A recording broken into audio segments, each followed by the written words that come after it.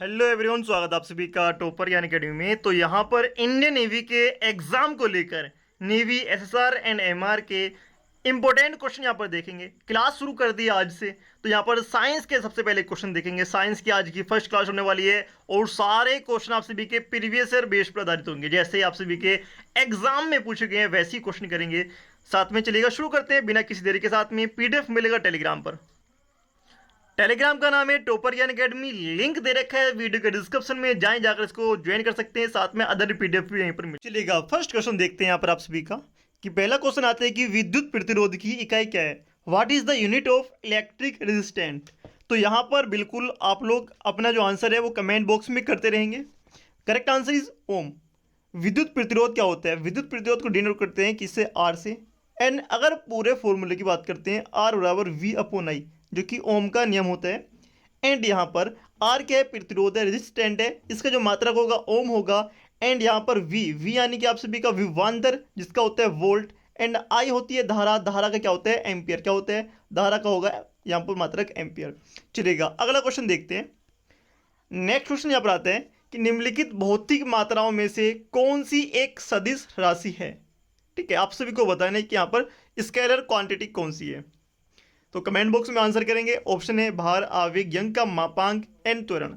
तो correct answer is option number C correct होगा, Young का मापांक। अगर हम यहाँ पर देखते हैं कि अदिश राशि कौन कौन सी होती है, तो जल्दी से आप लोग डिनोट करेंगे। जो अदिश राशि होती है वो होती है आप सभी की, नंबर 1 आता है आप सभी का द्रव्यमान। ठीक है, द्रव्यमान।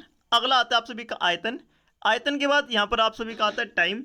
टाइम के बाद आप सभी का टेम्परेचर। टेम्परेचर के बाद विद्युत धारा। ठीक है, जो विद्युत धारा होती है उसको डिनोट करते हैं। एंड नेक्स्ट आता है यहाँ पर टेम्परेचर एंड साथ में टाइम। चलेगा, अगर बात करते हैं सदिश राशि में से बहुत सारी आप सभी क्या आएंगी। भार भी सदिश राशि होती है, आवेग सदिश राशि होती है, त्वरण भी आप सभी का सदिश राशि ही होती है।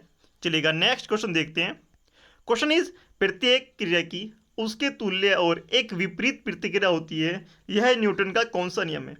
आंसर करेंगे आप लोग। एंड सेम अगर बात करते हैं, ये क्वेश्चन आपके navy, air force, coast guard and ND के एग्जाम लगाए तो 10 टाइम्स यानी कि 10 बार ये क्वेश्चन आपसे भी आ चुका है।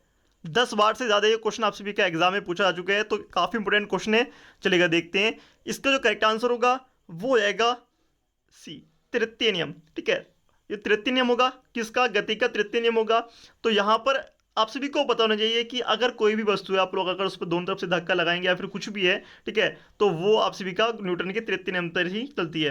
प्रत्येक क्रिया की उसके तुल्य अगर कोई भी वहाँ पर क्या लगता है, कोई भी प्रतिक्रिया होती है, कोई भी बल लगता है, उसको न्यूटन के तृतीय नियम में लगते हैं। प्रथम नियम गति का, आप सभी का गति का प्रथम नियम क्या होता है? तो ये होता है कि कोई भी वस्तु स्थिर है तो वो स्थिर रहेगी जब तक उस पर कोई भी एक्स्ट्रा फोर्स ना लगे।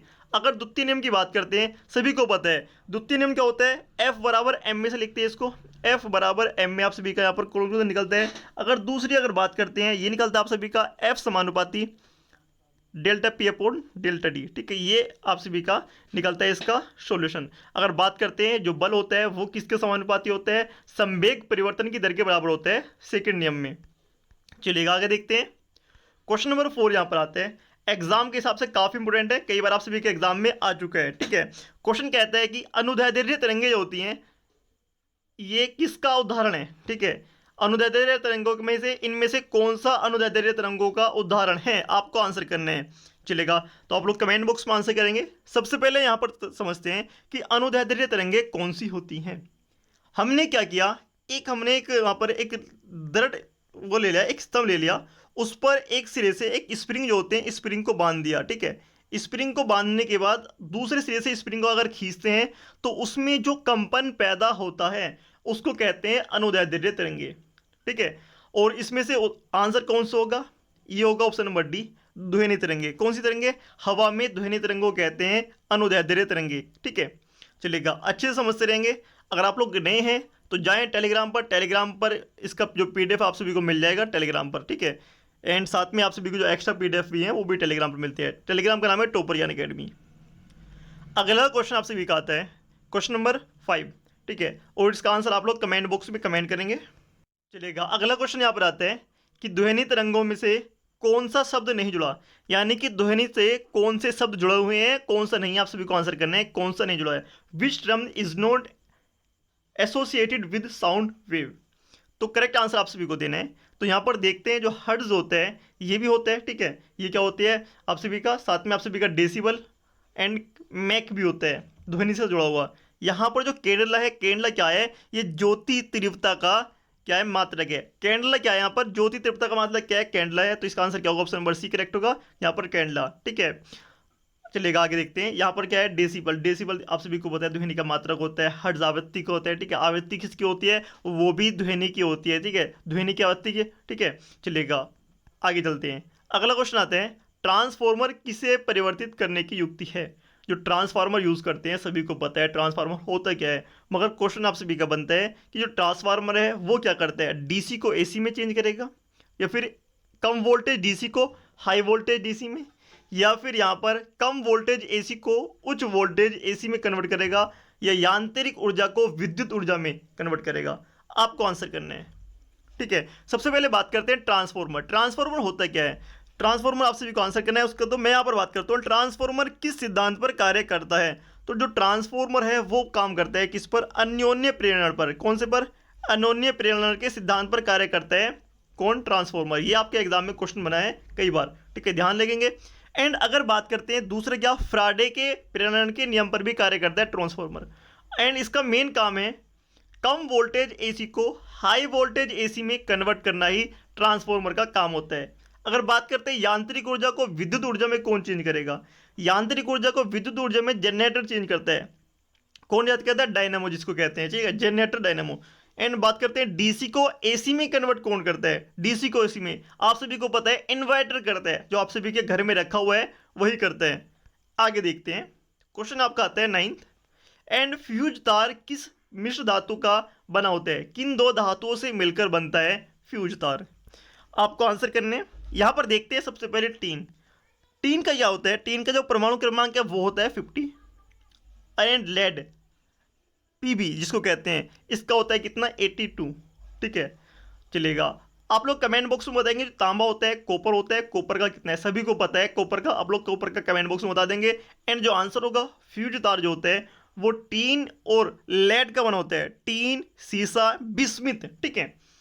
चलिएगा आगे देखते हैं, क्वेश्चन नंबर 10 आता है कि यहां पर आवृत्ति एंड आवर्तकाल में संबंध क्या होता है। आवृत्ति एंड आवर्तकाल में संबंध क्या है, जो आवृत्ति एंड आवर्तकाल का संबंध है सभी को पता है, किसी से छुपा नहीं है। एंड वो यहां पर करेक्ट होगा क्या, एफ बराबर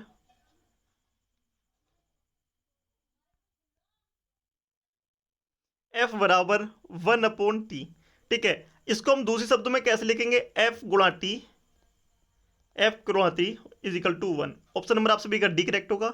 एंड अगर यहां पर बात करते हैं टी यानी कि आप सभी का टाइम, आवर्तकाल, तो यहां पर इसका जो मात्रक होता है वो तो टाइम होता है, मगर आवृत्ति का क्या होगा, तो आवृत्ति का जो मात्रक होता है ना, किसका, आवृत्ति का जो मात्रक होता है आप सभी को पता होना चाहिए वो कितना होता है, टी की पावर -1 कहते हैं आवृत्ति की, आप सभी की बीमा हो गई। एंड मात्रक क्या होगा, वो होगा आप सभी का हर्ट्ज, क्या होगा, हर्ट्ज होगा, ठीक है, जो हम अभी पीछे पढ़ गए हैं।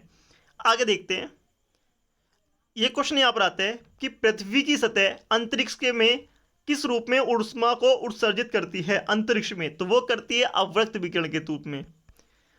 अगला क्वेश्चन देखते हैं कि सापेक्षता सिद्धांत की खोज किसने की, जो सापेक्षता का सिद्धांत है उसकी खोज किसने की, आप लोग आंसर करेंगे आइजैक न्यूटन ने, आइंस्टीन ने, नील बोर, या फिर Michael Faraday. Who discovered theory of relativity, तो correct answer is option number B, Albert Einstein. किसने की थी, अल्बर्ट आइंस्टीन ने। आप सभी को पता होगा कि जो सापेक्षिकता का सिद्धांत है वो कौन सा है, E बराबर mc²। कौन सा है, E बराबर mc²। अगर अब भी नहीं पता चला हो तो प्रकाश की गति सभी परिवेशों के लिए बिल्कुल सेम होती है, स्थिर होती है, समान होती है, ठीक है, ये कहा था आइंस्टीन ने। एंड एक थ्योरी लिखी E बराबर mc²। माइकल फैराडे आप सभी को पता है, माइकल फैराडे के नियम आइजैक न्यूटन, एंड न्यूटन के 3 लॉ। आगे देखते हैं, क्वेश्चन आता है क्वेश्चन नंबर 13। एनीमोमीटर से, एनीमोमीटर जो है वो किस चीज़ की गति को मापता है, या फिर क्या मापता है, वेग को मापता है एनीमोमीटर, हवा का द्रव्यमान मापता है, हवा की गति को मापता है, या फिर तापमान को यहाँ पर मापता है। तो एनीमोमीटर की अगर बात करते हैं तो एनीमोमीटर जो है वो मापता है हवा की गति को। ऑप्शन नंबर सी करेक्ट होगा, हवा की गति को मापता है एनीमोमीटर। ऐसे आपसे भी पूछ लेगा सिस्मोग्राफी क्या करता है, भूकंप की तीव्रता को मापता है। एंड आगे पूछ लेगा कि आर्द्रता को क्या मापता है। ठीक है, इस टाइप से आप सभी को पता होना चाहिए। अगला क्वेश्चन देखते हैं कि सूर्य की फोटोग्राफी के लिए किस उपकरण का यूज़ किया जाता है। किसके लिए? सूर्य की फोटोग्राफी के लिए। जो सूर्य है हमारा, इसकी फोटोग्राफी के लिए। तो यहाँ पर सूर्य की फोटोग्राफी से पहले पता होना चाहिए जो सूर्य है, सूर्य का जो टेम्परेचर है, सूर्य का यहाँ पर सूर्य है एंड सूर्य का जो केंद्र है, केंद्र का टेम्परेचर कितना होता है। तो सूर्य के जो केंद्र का जो टेम्परेचर है वो कहते हैं उसको होता है 1.5 करोड़ डिग्री सेल्सियस। ठीक है, कितना होता है? 1.5 करोड़ डिग्री सेल्सियस होता है सूर्य के केंद्र का तापमान। अगर बात करते हैं सतह का तापमान कितना होता है, ठीक है, बाहरी सतह का, तो वो होता है आप सभी का 5700 डिग्री औसत टेम्परेचर होता है इसका। ठीक है, कहाँ का? सतह का। एंड यहाँ पर किसके केंद्र को क्या कहते हैं? इसको कहते हैं स्पेक्ट्रोहीलियोग्राफ कहते हैं इसके केंद्र को। एंड साथ में सूर्य की फोटोग्राफी के लिए किस उपकरण का प्रयोग किया जाता है? तो करेक्ट आंसर होगा ऑप्शन नंबर डी, स्पेक्ट्रोहीलियोग्राफ। ठीक है, एंड अगर आप सभी को पता होना चाहिए कि जो सूर्य है, सूर्य की जो सतह है उसको क्या कहते हैं? इसको कहते हैं फोटोस्फीयर।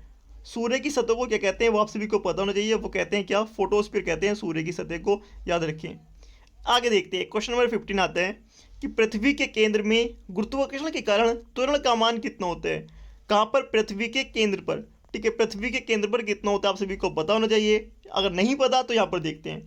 तो यहाँ पर पृथ्वी है एंड जो पृथ्वी का जो केंद्र है उसका जो गुरुत्वाकर्षण है, जी की जो वैल्यू है, ठीक है, कैपिटल जी तो स्थिर होता है, कैपिटल जी तो आप सभी का स्थिर होता है, वो आप लोग कमेंट बॉक्स में कमेंट करेंगे। मगर यहाँ पर बात करते हैं स्मॉल जी। अगर स्मॉल जी अगर यहाँ पर केंद्र पर है तो केंद्र पर जी की वैल्यू होती है 0। ठीक है, अगर बात करते हैं भूमध्य रेखा पर मिनिमम होती है, कहाँ पर होती है? भूमध्य रेखा पर। यहाँ पर मिनिमम वैल्यू होती है, मिनिमम कहाँ पर होती है? भूमध्य रेखा पर। और मैक्सिमम कहाँ पर होती है? मैक्सिमम होती है ध्रुवों पर। दोनों ध्रुवों पर जी की वैल्यू मैक्सिमम होती है। ठीक है, याद रखें आप लोग, फिर से ध्यान दें, जी की वैल्यू मैक्सिमम कहाँ पर होती है? जी की वैल्यू जो मैक्सिमम है वो होती है कहाँ पर? ध्रुवों पर। मैक्सिमम होती है ध्रुवों पर। अगर बात करते हैं मिनिमम कहाँ पर होती है? भूमध्य रेखा पर। एंड 0 कहाँ पर होती है? केंद्र पर। ठीक है, ऑप्शन नंबर आप सभी का बी करेक्ट होगा यहाँ पर। चलिएगा आगे देखते हैं, क्वेश्चन नंबर 16 यहाँ पर है कि किस कारण में तरल पदार्थों के क्वथनांक में भिन्नता होती है। दाब में भिन्नता, तापमान में भिन्नता, आयतन में भिन्नता या फिर आप सभी का घनत्व में भिन्नता। इसका जो आंसर है आप लोग कमेंट बॉक्स में कमेंट करेंगे। ठीक है, इसका आंसर आप सभी को नेक्स्ट वीडियो में दूंगा। ये हमारा टेलीग्राम है जिसका नाम है टॉपर ज्ञान एकेडमी। आप लोग जाकर इसको ज्वाइन करें। सारे पीडीएफ से लेकर सारे नए अपडेट आप सभी को यहीं पर मिलते हैं। ठीक है, अगर आप लोग प्रीवियस ईयर में जाएंगे तो यहाँ पर आप सभी का नेवी से लेकर नेवी, एयरफोर्स, सारे एग्जाम के आप सभी के जो प्रीवियस ईयर में एग्जाम हुए हैं सबके पीडीएफ आप सभी को यहाँ पर देखने के लिए मिल जाएंगे। आप लोग जाकर इनको डाउनलोड कर सकते हैं, सारे नए update and important update. And साथ में आप सभी के जो नेवी एग्जाम की जो कट ऑफ गई है वो ऑल स्टेट की आप सभी को यहीं पर देखने के लिए मिलेगी। जाकर ज्वाइन करें, इसका लिंक वीडियो के डिस्क्रिप्शन में या फिर आप लोग जाकर सर्च करें टॉपर ज्ञान एकेडमी।